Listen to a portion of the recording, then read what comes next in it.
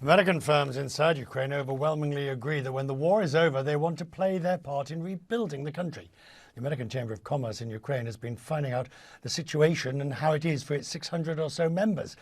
Giant companies like Citibank, Coca-Cola and Visa, and for, of course, their people, their employees on the ground.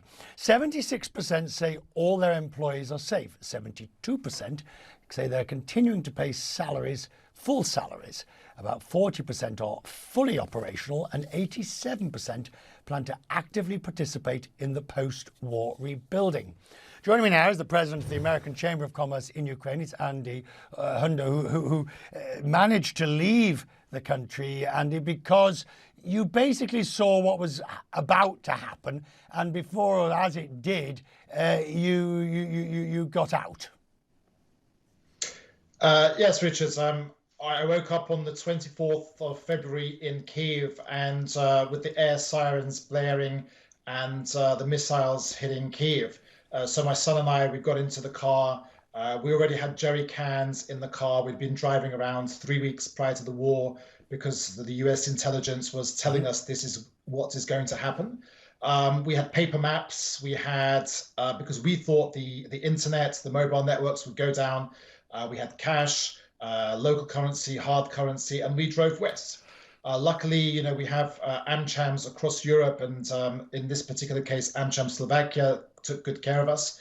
And what we have seen in the first 2 months, I think especially it's the amazing work that the internet companies, the mobile networks have done. Right. The internet has been up and the mobile network has been up uninterrupted, which is fascinating. So much effort has gone into that to keep that running. The banks are running. The banks managed to move data centers out of cities like Dnipro across eastern Ukraine. They've managed to either take them up into the clouds or to Frankfurt out of the country. So it is, there's a lot of hard work still going on, and businesses are continuing. 40% of our members are continuing. On that point, because one minister did point out to me that whilst the eastern part, I'm not for a second suggesting normality, whilst the eastern part may be under fire, etc., the western part, there is still productivity, there are still factories that are producing goods, and there are still services. And to that extent, some of your members, again, not normal, but are managing to do business as best they can. Absolutely, Richard. So, we do see factories that are manufacturing Nespresso coffee machines, or are doing electronic and electric wiring for the automobile sector. They are continuing. We've seen many factories that have been destroyed. In Trostanets, this is a big chocolate factory that makes Oreo cookies for all of Europe. That's been pretty much destroyed. We've seen a Unilever factory in Hostomel that's been destroyed. We've seen numerous McDonald's restaurants that have been destroyed. But there are still companies across in Kiev, in Western Ukraine, that are continuing. Many of the service companies, their business is totally dried up. They are hardly getting any customer related business. So what we're asking for the global business community is do business with Ukrainians, especially in the service sectors like advertising, consulting, information technologies, legal.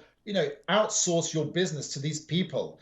Many of them are doing pro bono work. One law company that I spoke to yesterday, they are fully doing pro bono work. And one of the projects they just completed last week was the application of Ukraine to become an EU member, the application form. So a lot of pro bono work going on, but still it's really asking, the global business community to do business with Ukrainians.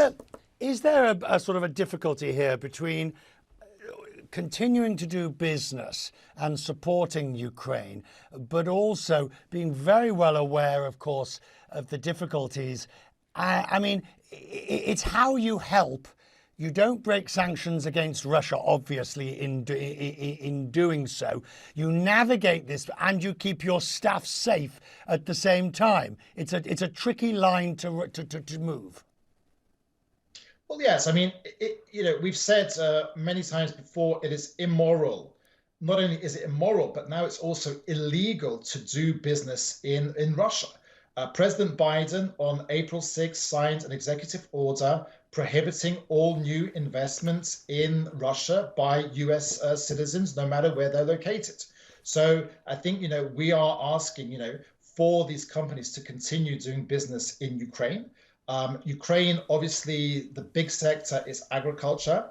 That currently is pretty much at a standstill. The ports, we have 104 vessels that are stuck in the Black Sea. Nothing's coming in, nothing's coming out. And that is Russia really choking. It's holding Ukraine's economy by the throat. It is strangling it.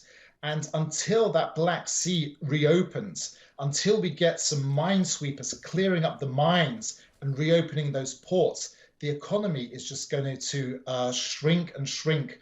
We're looking at about the World Bank saying a contraction of 45% GDP, but a lot of that depends on the ports, because there is some that's coming out of the wheat, the sunflower. Ukraine is #1 in the world for sunflower production, sunflower exports. It's big on wheat.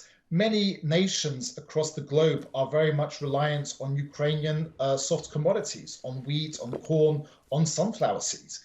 And until that sort of opens up, the sea is cleared, the ports are back operating, the vessels are coming in, going down through the Bosphorus and across the world. That is what really needs to happen as soon as possible. Otherwise, it's going to be a disaster for Ukraine's economy. We'll talk more about this. Thank you, sir.